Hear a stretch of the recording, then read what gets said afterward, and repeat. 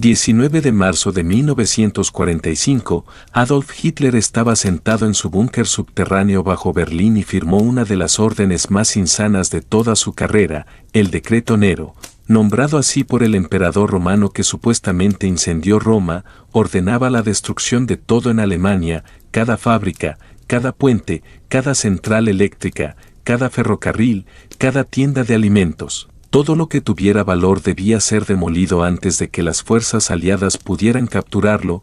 Hitler estaba ordenando la completa aniquilación de su propio país. Quería que Alemania fuera reducida a cenizas y escombros. Si el pueblo alemán no podía ganar la guerra, Hitler decidió que no merecían sobrevivirla, pero un hombre se negó a obedecer. Albert Speer, el ministro de Armamento y Producción de Guerra de Hitler, y tal vez su único verdadero amigo, miró el Decreto Nero y tomó una decisión que salvaría millones de vidas alemanas. Iba a ignorar la orden de Hitler, más aún, iba a sabotearla activamente, mentiría a la cara de Hitler, falsificaría documentos, contradeciría órdenes y arriesgaría su vida para evitar la destrucción de Alemania.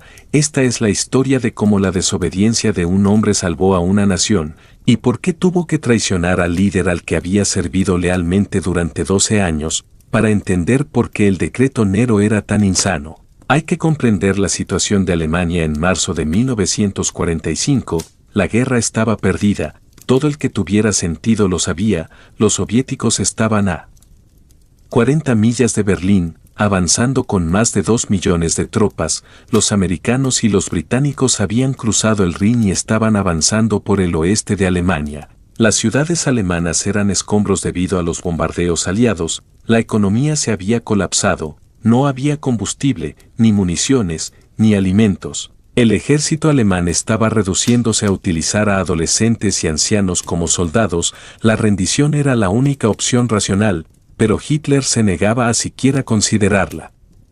En su mente, si Alemania no podía ganar, entonces Alemania debía ser destruida. Le dijo a Speer directamente: si la guerra está perdida, el pueblo también lo estará. No es necesario preocuparse por lo que el pueblo alemán necesitará para la supervivencia elemental, al contrario, lo mejor es destruir incluso estas cosas, porque la nación ha demostrado ser la más débil y el futuro pertenece únicamente a la nación más fuerte del este. De todos modos, solo quedarán los inferiores después de la lucha, pues los buenos ya han sido asesinados. Lee eso otra vez. Hitler estaba diciendo que el pueblo alemán merecía morir porque habían perdido la guerra. Quería que cada alemán muriera de hambre o de frío entre los escombros. Esto no era una estrategia militar, esto era un odio nihilista. Hitler había pasado 12 años diciendo que estaba salvando a Alemania, y ahora que había llevado a Alemania a la destrucción, quería arrastrar a toda la nación con él. Era el pensamiento de un loco, pero Hitler tenía poder absoluto para hacerlo realidad. El Decreto Nero era específico y exhaustivo, ordenaba la destrucción de todas las instalaciones militares, todas las instalaciones industriales, toda la infraestructura de transporte, todos los sistemas de comunicación y todos los depósitos de suministros, pero iba más allá, también ordenaba la destrucción de la infraestructura civil, las plantas eléctricas que proporcionaban electricidad a hospitales y hogares, las instalaciones de tratamiento de agua, los almacenes de alimentos. La justificación de Hitler era retorcida pero coherente en su lógica interna. Creía que los enemigos de Alemania usarían la infraestructura capturada para prolongar la guerra y matar a más alemanes. Por lo tanto, destruirlo todo salvaría vidas alemanas a largo plazo. Pero esta lógica era una locura. La guerra ya había terminado. A Alemania le quedaban tal vez 6 semanas. Destruir la infraestructura no cambiaría el resultado, solo condenaría a millones de civiles a morir de hambre, enfermedades y exposición. Albert Speer entendió esto de inmediato. Speer no era un ideólogo nazi, era un arquitecto que había ascendido por sus habilidades excepcionales. Hitler lo había puesto al mando de la producción de armamento en 1942, y Speer había hecho milagros, a pesar de los constantes bombardeos aliados. Speer había mantenido funcionando las fábricas alemanas e incluso había incrementado la producción hasta finales de 1944, era un tecnócrata que se preocupaba por la eficiencia y los resultados. Pero en marzo de 1945, hasta Speer sabía que la guerra estaba perdida, había estado preparando la supervivencia de Alemania después de la derrota, había estado ordenando a los gerentes de fábricas que ocultaran maquinaria y herramientas en lugar de destruirlas, había estado acumulando alimentos y combustible en lugares ocultos. Había estado construyendo relaciones con comandantes militares alemanes que se preocupaban más por proteger a los civiles que por seguir las órdenes suicidas de Hitler. Cuando Speer leyó el decreto Nero, se dio cuenta de que Hitler se había vuelto completamente loco. Esto no se trataba de una necesidad militar, se trataba de venganza contra el pueblo alemán por no haber ganado la guerra de Hitler. Speer tomó una decisión que definiría el resto de su vida. Iba a detener a Hitler, incluso si eso significaba traición.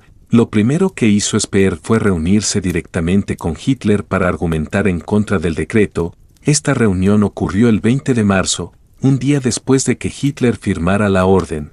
Speer trajo gráficos y estadísticas mostrando que destruir la infraestructura de Alemania mataría a millones de civiles. Señaló que la guerra terminaría en semanas sin importar lo que destruyeran. Argumentó que Alemania necesitaba preservar lo que pudiera para la reconstrucción después de la guerra. La respuesta de Hitler fue escalofriante. Le dijo a Speer que el pueblo alemán se había demostrado débil al perder la guerra y por lo tanto no merecían sobrevivir. Hitler dijo que sería mejor que toda la nación alemana pereciera antes que vivir bajo ocupación. Esta no era la declaración de un líder racional, era nihilismo suicida. Speer salió de esa reunión sabiendo que no podía razonar con Hitler, tendría que engañarlo. La estrategia de Speer fue brillante, no podía contradecir directamente el decreto Nero porque Hitler tenía autoridad absoluta. Cualquier general o funcionario que abiertamente se negara a obedecer sería arrestado y ejecutado. Las SS seguían siendo fanáticamente leales a Hitler y ejecutarían sus órdenes sin importar lo insanas que fueran. Así que Speer tuvo que trabajar alrededor del sistema. Primero, Speer emitió sus propias órdenes que técnicamente cumplían con el decreto Nero, pero en realidad prevenían la destrucción. Envió directivas a los gerentes de fábricas, instruyéndolos a preparar la infraestructura para su demolición, pero no destruirla hasta que las fuerzas aliadas estuvieran literalmente en las puertas. Sabía que para cuando las fuerzas aliadas llegaran, ya no habría tiempo ni recursos para llevar a cabo las demoliciones. Esto le daba una plausible negación. Podía decirle a Hitler que había ordenado la destrucción de todo, mientras aseguraba que nada fuera destruido. Segundo, Speer visitó personalmente a los comandantes militares de toda Alemania y los convenció de que ignoraran las órdenes de demolición. Les dijo que la guerra estaba perdida y que su deber ahora era preservar Alemania para el futuro. Muchos comandantes se sintieron aliviados de escuchar esto de alguien del círculo íntimo de Hitler. Habían estado incómodos con el decreto Nero, pero temían desobedecer. Speer les dio cobertura sugiriendo que podían alegar que la escasez de suministros o las consideraciones tácticas impedían las demoliciones. Tercero, Speer falsificó documentos. Creó informes falsos afirmando que los puentes habían sido destruidos cuando no lo habían sido. Informó de fábricas demolidas que seguían operando. Le dijo a Hitler que la infraestructura había sido preparada para la demolición cuando en realidad la había ordenado proteger. Esto era increíblemente peligroso. Si Hitler descubría el engaño, Speer sería arrestado y ejecutado inmediatamente. El ejemplo más dramático del sabotaje de Speer involucró los puentes de Berlín. Hitler ordenó específicamente que se destruyeran todos los puentes sobre los ríos Spree y Havel para frenar el avance soviético. Había docenas de puentes y destruirlos atraparía a millones de civiles en Berlín sin ninguna ruta de escape. También cortaría los suministros de alimentos y agua a barrios enteros. Speer fue a ver al general Helmut Raimond, el comandante de las defensas de Berlín, y lo convenció de que ignorara la orden. Argumentó que destruir los puentes no detendría a los soviéticos, pero condenaría a la población civil de Berlín. Raimond aceptó, pero estaba aterrorizado de la reacción de Hitler. Speer prometió asumir la responsabilidad.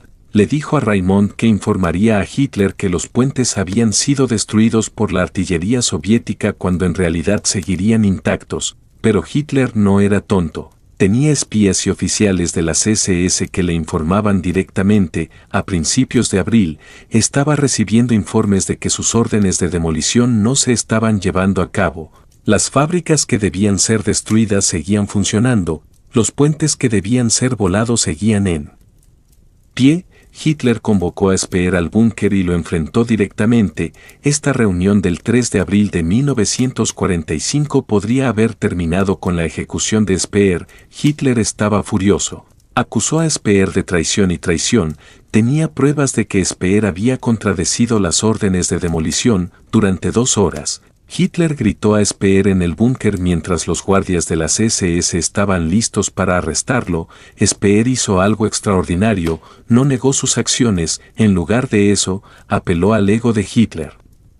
Le dijo a Hitler que había actuado por lealtad, no por traición. Argumentó que Alemania necesitaba infraestructura para reconstruirse para la próxima guerra. La guerra que la siguiente generación lucharía para restaurar el honor de Alemania. Afirmó que estaba pensando en el futuro de Alemania, tal como Hitler le había enseñado. Esto fue psicología brillante.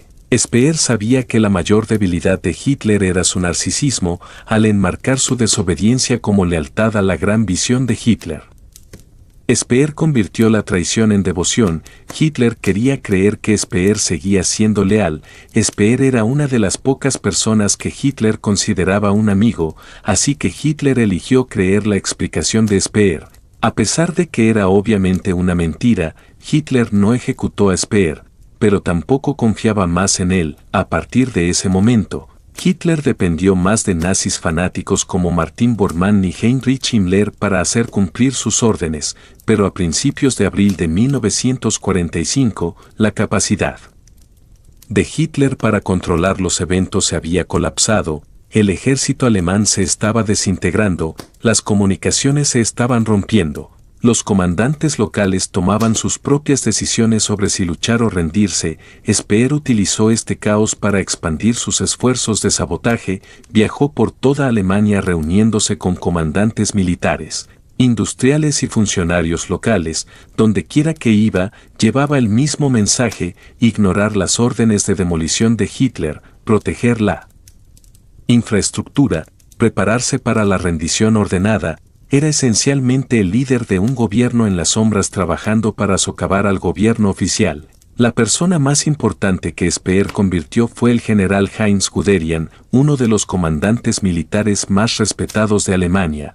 Guderian comandaba grupos de ejército en el frente oriental y tenía autoridad para anular las órdenes de demolición en su sector.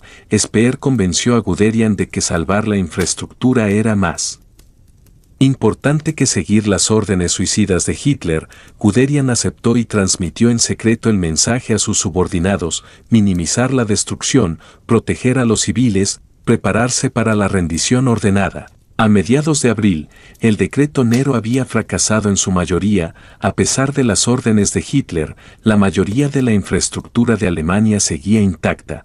Las fábricas fueron capturadas por las fuerzas aliadas y seguían funcionando. Los puentes permanecieron en pie, las plantas eléctricas operaban, los almacenes de alimentos estaban llenos. Esto no sucedió porque Hitler cambiara de opinión, fue porque Speer y decenas de comandantes militares desobedecieron activamente sus órdenes. Las consecuencias de esta desobediencia fueron enormes. Cuando las fuerzas aliadas ocuparon Alemania, encontraron un país que estaba dañado pero no destruido. Las fábricas podrían reiniciarse, las redes de transporte podrían repararse, las ciudades podrían reconstruirse. Esto hizo posible la recuperación posterior a la guerra. Sin el sabotaje de Speer, Alemania habría sido un páramo inhabitable y millones de alemanes habrían muerto de hambre después de la guerra. El 8 de mayo de 1945, después de años de desesperación, la rendición de Alemania finalmente llegó. El Tercer Reich colapsaba en un mar de ruinas. La guerra había terminado, pero la destrucción era tal que parecía imposible imaginar una Alemania que pudiera recuperarse alguna vez. Las fuerzas aliadas avanzaban por el país, tomando lo que quedaba de las ciudades y comenzando la ardua tarea de ocupar las regiones devastadas en las calles de Berlín. El sonido de las botas aliadas reemplazaba el eco de las marchas nazis. Pero, en medio de ese caos, Albert Speer caminaba por la devastada capital, mirando a su alrededor con una mezcla de alivio y pesar. Había logrado lo que pocos habían pensado posible. Había salvado a Alemania de la destrucción total, pero a un costo personal que lo marcaría de por vida. En las primeras semanas después de la ocupación, cuando las fuerzas aliadas comenzaron a restaurar el orden, Speer fue arrestado junto a otros altos funcionarios del régimen nazi, a pesar de sus actos de desobediencia. Su nombre aún estaba vinculado al Tercer Reich, y sus esfuerzos por sabotear el decreto Nero fueron vistos por muchos como un acto de traición al Führer. Su involucramiento en la maquinaria de guerra nazi lo condenó en los ojos de los aliados y fue llevado a juicio en Nuremberg, enfrentando la condena por crímenes de guerra. A pesar de todo lo que había hecho para salvar vidas, la tragedia que pesaba sobre su alma era insoportable. Su mente no podía dejar de retornar a las decisiones que había tomado en aquellos últimos meses de la guerra. Cada puente que había protegido, cada fábrica que había mantenido en pie, cada suministro de alimentos que había asegurado, todo eso le pesaba como una condena. Había hecho lo correcto, lo sabía, pero no podía dejar de ver las caras de los millones que habían muerto por la locura de Hitler. Cada muerte le pesaba como si fuera su propia culpa, y cada sobreviviente le preguntaba por qué no había hecho más para detener la guerra antes. La historia de Speer no se trataba solo de un hombre que había desobedecido una orden, sino de un hombre que vivió con las sombras de sus decisiones, arrastrando consigo el peso de un sistema que había contribuido a crear.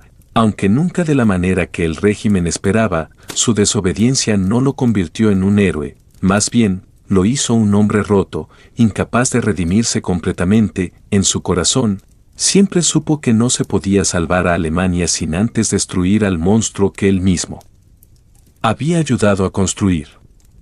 A medida que avanzaba el juicio en Nuremberg, las palabras de Hitler retumbaban en su mente: si la guerra está perdida, el pueblo también lo estará. Y mientras se enfrentaba a la inevitable condena, Albert Speer comprendió que, aunque había desobedecido a Hitler para salvar a Alemania, su propio destino estaba irremediablemente ligado al colapso del Tercer Reich. Había salvado lo que pudo, pero al final, la guerra y su propia complicidad en ella lo consumirían.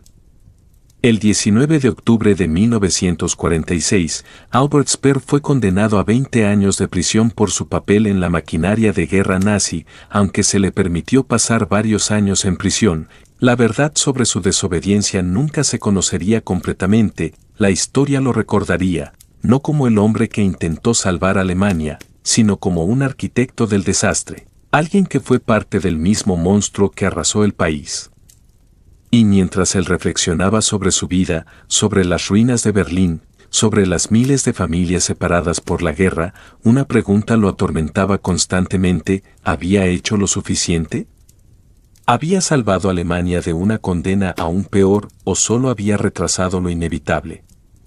El fin de la guerra no trajo la paz que muchos esperaban, sino un mundo que parecía estar condenado a vivir con los recuerdos del horror y la tragedia.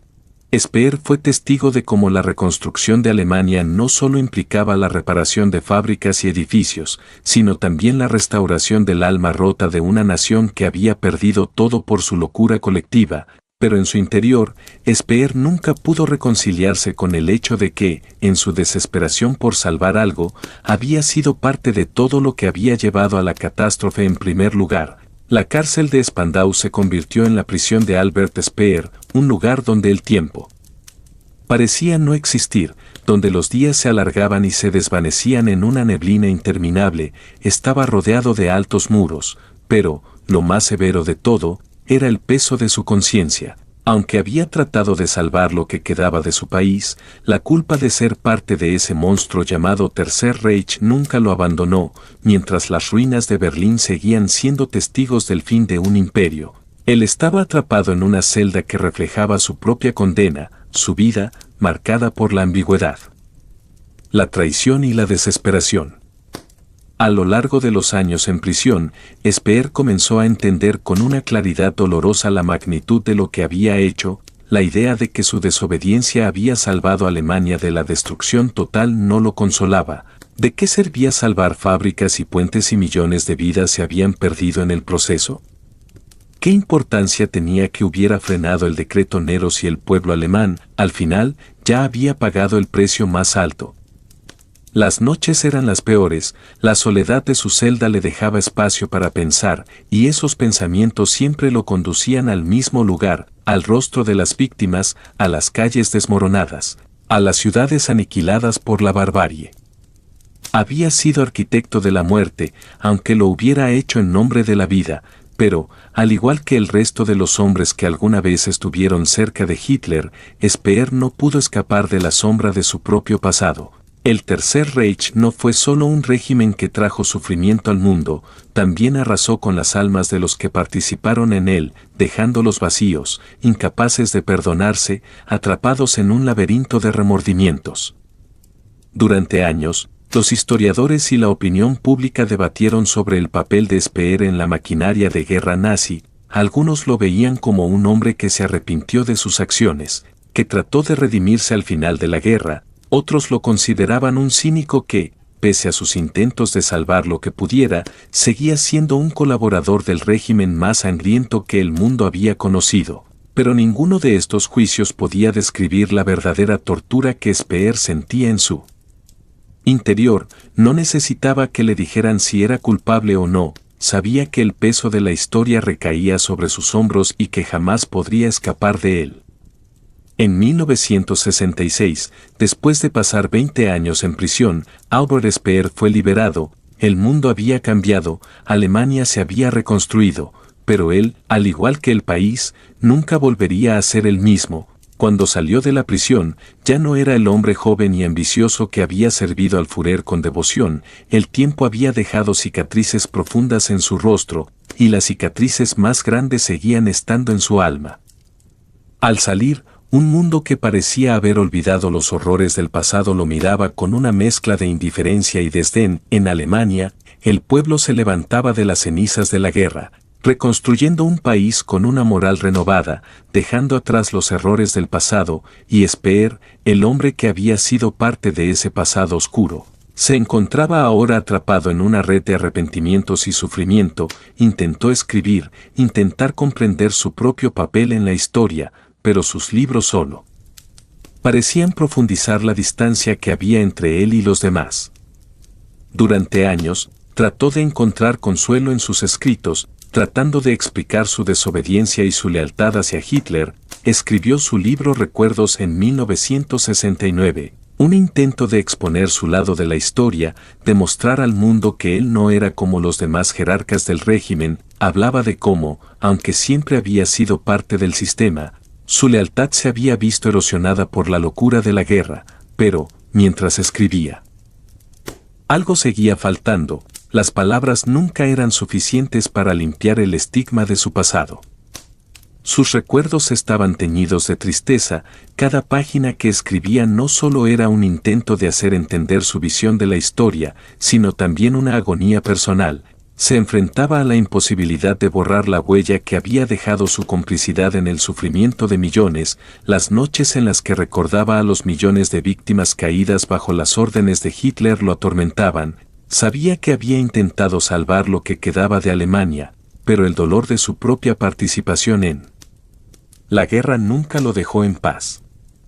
En 1981, Albert Speer murió a los 76 años. En sus últimos momentos ya no había gloria ni admiración, solo quedaban recuerdos de un hombre que, aunque había intentado salvar a su país de una completa destrucción, nunca pudo salvarse a sí mismo. La historia lo recordaría como uno de los pocos que se atrevió a desafiar las órdenes de Hitler, pero esa pequeña chispa de humanidad que había mostrado en los últimos días de la guerra no podía redimirlo de su participación en un sistema que destruyó a millones. Y así, la tragedia de Speer es la tragedia de un hombre atrapado entre dos mundos, el de la ideología que lo consumió y el de la culpa que lo acompañó hasta su último aliento. Intentó salvar a su país, pero no podía salvar su alma, porque el verdadero precio de la guerra es mucho más alto de lo que cualquier individuo puede soportar. En las últimas semanas de su vida, Albert Speer se encontraba atrapado en un laberinto de pensamientos y recuerdos, como si el tiempo mismo le hubiera dejado atrás. Había intentado reconstruir su vida después de la guerra, pero no podía escapar de la sombra de lo que había sido. A menudo se encontraba mirando por la ventana de su apartamento en el Berlín moderno, pero su mente vagaba hacia los días oscuros de su juventud. En sus sueños, las ruinas de la ciudad y los ecos de los gritos de las víctimas parecían seguirlo, como una condena eterna que jamás podría eludir. A pesar de haber sido liberado de prisión en 1966, su libertad no significaba redención. Los años que pasó encarcelado habían sido solo una parte del castigo que su alma seguía soportando. El arrepentimiento que lo corroía lo convirtió en un hombre solitario, incapaz de encontrar consuelo ni en su familia ni en sus libros. La Alemania que él había conocido ya no existía. El país se había levantado de las cenizas, pero él seguía siendo un hombre atrapado en el pasado, incapaz de seguir adelante. El mundo había cambiado, el juicio de Nuremberg y el proceso de desnazificación lo habían dejado marcado de por vida, aunque sus esfuerzos para salvar a Alemania de la destrucción total le dieron cierto reconocimiento. Nunca logró escapar de las etiquetas de criminal de guerra y colaborador. Nadie podía olvidar que, aunque se había opuesto a Hitler en los últimos días, había sido un arquitecto del sufrimiento de millones de personas. Para muchos, su intento de salvar lo que quedaba de Alemania no lo hacía menos culpable. ¿Cómo se podía perdonar a un hombre que había sido parte de la máquina que arrasó Europa? Speer intentó reescribir su vida a través de su obra. Sus memorias, publicadas en 1969 bajo el título Recuerdos, fueron un intento de dar una explicación a sus decisiones, de justificar sus actos de desobediencia. Sin embargo, al final de su vida, incluso él sabía que esas palabras no podían redimirlo, no podían devolverle a las víctimas la vida que les había sido arrebatada, no podían borrar la sangre en las manos de aquellos que, como él, creyeron que servían a una causa más grande, solo para darse cuenta demasiado tarde de que todo era una mentira. La publicación de sus libros solo profundizó la división entre él y la sociedad alemana. Para algunos, Speer era un hombre arrepentido, que había tratado de hacer lo correcto en un momento de desesperación. Para otros, seguía siendo un nazista que, a pesar de su traición al Führer, no dejaba de ser culpable de ser parte del régimen. Había personas que creían que su acto de desobedecer a Hitler era un acto de valentía, mientras que para otros, simplemente era una forma de escapar de las consecuencias de sus propios actos. El dilema moral lo había perseguido durante toda su vida, y ya no tenía respuestas. En los años que siguieron a su liberación, Speer intentó reconstruir su vida, pero nada parecía satisfacer su alma rota. Al principio, encontró algo de consuelo en los círculos intelectuales, en las discusiones sobre el futuro de Alemania, en las conferencias y en las entrevistas, pero pronto se dio cuenta de que no podía escapar de la verdad. La gente lo miraba con recelo, lo juzgaba, y aunque intentaba presentarse como un hombre que había aprendido de sus errores, sabía en el fondo que la herida que su pasado le había dejado era demasiado profunda. Cada vez que se enfrentaba al espejo, veía en su reflejo un hombre que ya no se reconocía. El joven brillante que había sido un fiel servidor de Hitler había desaparecido, y en su lugar, había un hombre marcado por la culpa, la vergüenza y la tristeza, las sombras de las decisiones que había tomado, de las víctimas que no había podido salvar, lo acechaban constantemente. A pesar de todo, nunca pudo liberarse de la idea de que su país debía ser reconstruido. Durante sus años de prisión, pensó a menudo en las generaciones venideras, en aquellos que tendrían que vivir con las cicatrices de la guerra. Había intentado salvar lo que pudiera de Alemania, pero no podía evitar preguntarse si, al final, había hecho más daño que bien. Había ignorado la verdadera magnitud de lo que estaba sucediendo a su alrededor, el sufrimiento de las personas, la pérdida de inocencia. El horror de un régimen que había llevado al país a la desesperación total. En sus últimos años, la enfermedad lo alcanzó. Los médicos diagnosticaron cáncer, Pero Speer no temía tanto a la muerte como temía al juicio final de su conciencia. Sabía que la muerte no lo liberaría de la condena que él mismo se había impuesto. Mientras su cuerpo se iba apagando, su mente seguía atrapada en ese ciclo interminable de arrepentimiento. Los últimos días de su vida fueron una lucha constante entre la aceptación y el rechazo de su pasado. Ya no había escape, no había forma de limpiar las manchas que, de alguna manera, siempre lo perseguirían.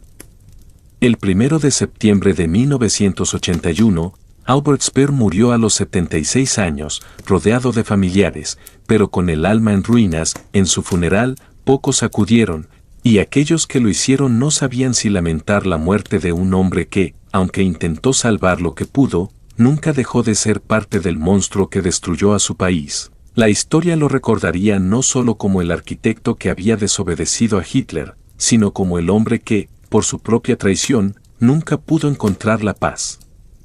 Y así, la tragedia de Albert Speer llega a su fin. Fue un hombre que intentó hacer lo correcto, pero su intento de salvar a una nación de las cenizas nunca lo libró de la oscuridad que él mismo había ayudado a crear. Aunque lo intentó, nunca pudo escapar de la verdad más dolorosa. No podía salvarse a sí mismo. El invierno de 1981 fue implacable en Berlín, y el frío calaba hasta los huesos de los que aún quedaban entre los escombros de la ciudad. Albert Speer, ya consumido por la enfermedad, se encontraba en sus últimos días de vida. La lucha con el cáncer había dejado su cuerpo frágil, pero la guerra que había librado consigo mismo desde su liberación lo había dejado aún más debilitado. Aunque su cuerpo se estaba desmoronando, su mente seguía atrapada en un torbellino de recuerdos y remordimientos que no lo dejaban en paz. Los últimos años de su vida, después de su salida de prisión, fueron un intento constante de reconciliarse con su pasado, pero la tarea era titánica. La gente lo veía como un hombre que había sido parte de la máquina nazi. Aunque ahora se arrepintiera, aunque ahora intentara explicar lo inexplicable, en sus conferencias, en sus entrevistas, Speer hablaba de lo que había hecho, de cómo había intentado salvar lo que quedaba de Alemania, pero, en su interior, nunca pudo perdonarse. El eco de la pregunta lo perseguía sin cesar. ¿Realmente había hecho todo lo que pudo? Nunca se sintió como un héroe. En los años posteriores a la guerra, había tratado de sumergirse en su trabajo, de escribir, de hablar de su rol en el régimen nazi.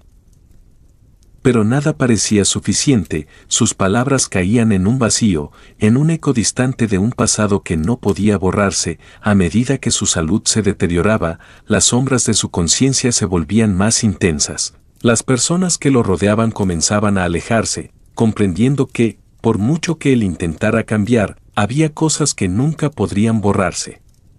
En su lecho de muerte, Albert Speer se sumergió en los recuerdos de la guerra. Pensó en los días cuando, joven y ambicioso, se había unido al partido nazi.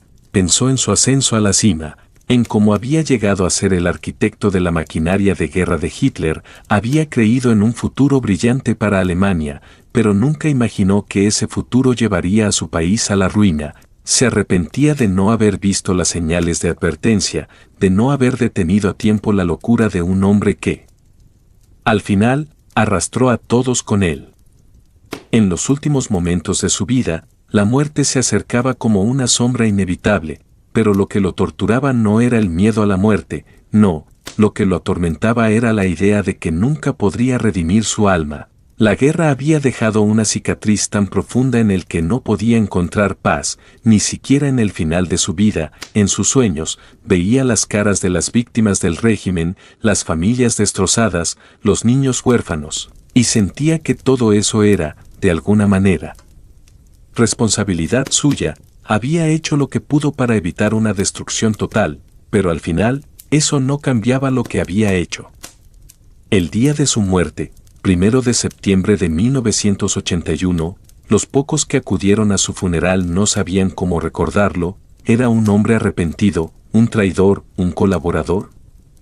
Para muchos, su vida estaba marcada por la tragedia de la guerra, por su lealtad a un régimen que destruyó vidas, por la manera en que intentó salvar lo que quedaba de un país en ruinas. Para otros, Simplemente era un criminal que nunca pudo escapar de la sombra de su propio pasado, la guerra y su participación en ella siempre lo definirían.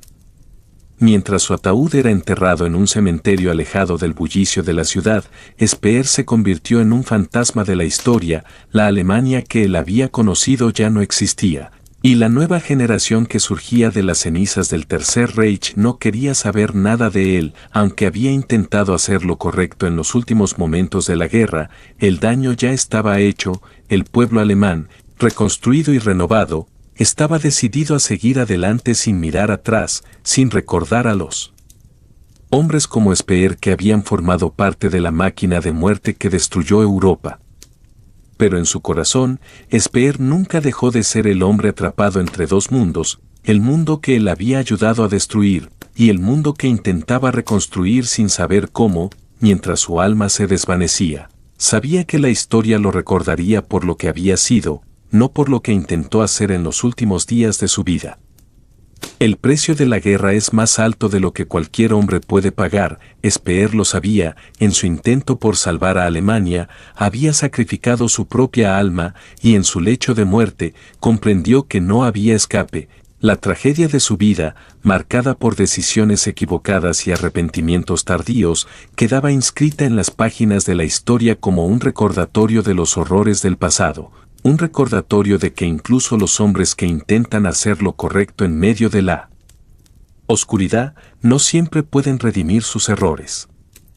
Su vida fue una lección cruel, una lección que habla de la responsabilidad, de la complicidad, de la impotencia frente al mal que se desata cuando se cede a la oscuridad de la ideología.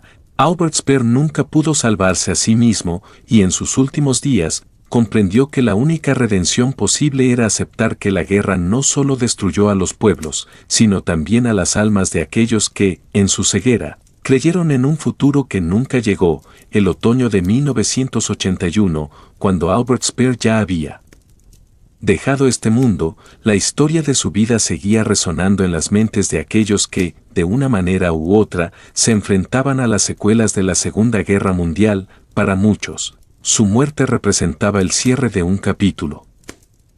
El final de una figura que había sido parte del sistema que condenó a millones, pero para otros, su partida fue un recordatorio de lo irreversible de sus decisiones.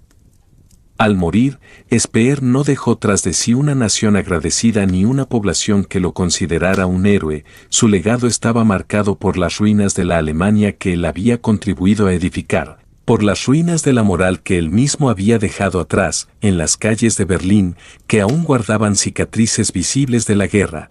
Pocos se detenían a recordar a un hombre que había intentado salvar lo que pudo en los últimos días de su vida. Para muchos, su intento de redención llegó demasiado tarde. Había sido un hombre brillante, pero también un arquitecto del dolor y la destrucción.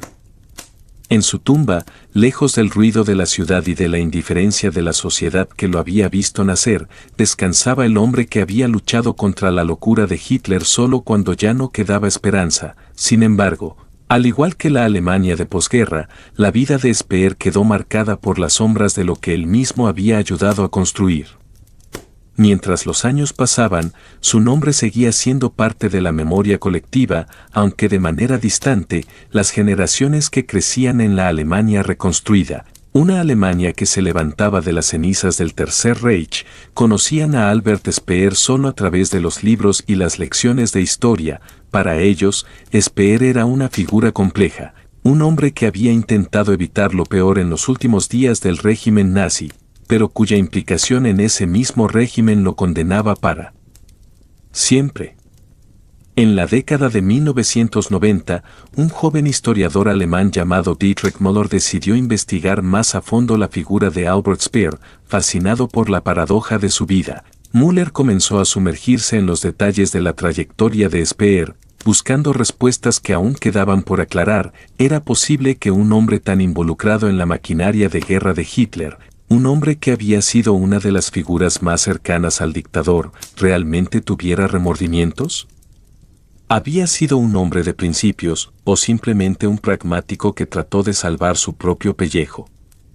Las horas que Müller pasó en los archivos y en las entrevistas con sobrevivientes de la guerra revelaron una imagen aún más compleja de Speer. No era solo un colaborador, era un hombre atrapado por su propia ideología, que en sus últimos años había luchado por corregir lo que ya era irreparable, pero la pregunta que lo atormentaba seguía siendo la misma: ¿había hecho suficiente? ¿Había hecho algo más que alimentar su propio arrepentimiento, o realmente había cambiado, incluso cuando ya era demasiado tarde? Müller pasó años buscando respuestas, pero a medida que se adentraba en la vida de Speer, comenzó a darse cuenta de que nunca habría respuestas definitivas. La historia de Speer no podía reducirse a una simple cuestión de culpabilidad o redención, era un reflejo de la tragedia humana, de la incapacidad de los hombres para comprender el alcance de sus propios errores mientras los cometen. Speer había sido una pieza central en el engranaje de un régimen que había destruido Europa, pero también había sido una víctima de esa misma locura. A medida que pasaban los años, la Alemania reunificada comenzó a enfrentar los nuevos desafíos de su identidad. Los recuerdos de la Segunda Guerra Mundial seguían siendo una sombra alargada, un eco persistente en el tejido social del país, mientras las nuevas generaciones crecían en un mundo sin las cicatrices visibles de la guerra. Las viejas heridas seguían siendo una carga para aquellos que habían vivido a través de ellas, y la figura de Albert Speer, aunque ya apartada de la vida pública, seguía siendo un recordatorio de la fragilidad humana, de la rapidez con la que las creencias pueden llevar a la destrucción y de la dificultad de encontrar un propósito en un mundo marcado por el sufrimiento. En su investigación, Müller descubrió algo sorprendente: en los últimos años de su vida, Speer había sido una figura solitaria, pero no por la razón que muchos pensaban. Su aislamiento no solo era una consecuencia de la condena moral que arrastraba, sino también de su propio arrepentimiento. Había dejado de creer en la capacidad de redimirse por completo, sabía que la Alemania del futuro no lo perdonaría, y lo había aceptado. En su último encuentro con un amigo cercano, poco antes de morir, Speer dijo: «He intentado hacer lo correcto, pero el tiempo ya no está de mi lado, el daño está hecho, y mi vida ha sido una de consecuencias imprevistas».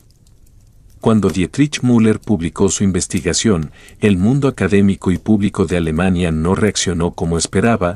Muchos lo vieron como un intento innecesario de reavivar una figura que ya debería haber sido olvidada. Otros, sin embargo, lo vieron como un recordatorio de que la historia no tiene respuestas fáciles. La tragedia de Albert Speer y la tragedia de Alemania era mucho más que un simple relato de culpabilidad o arrepentimiento.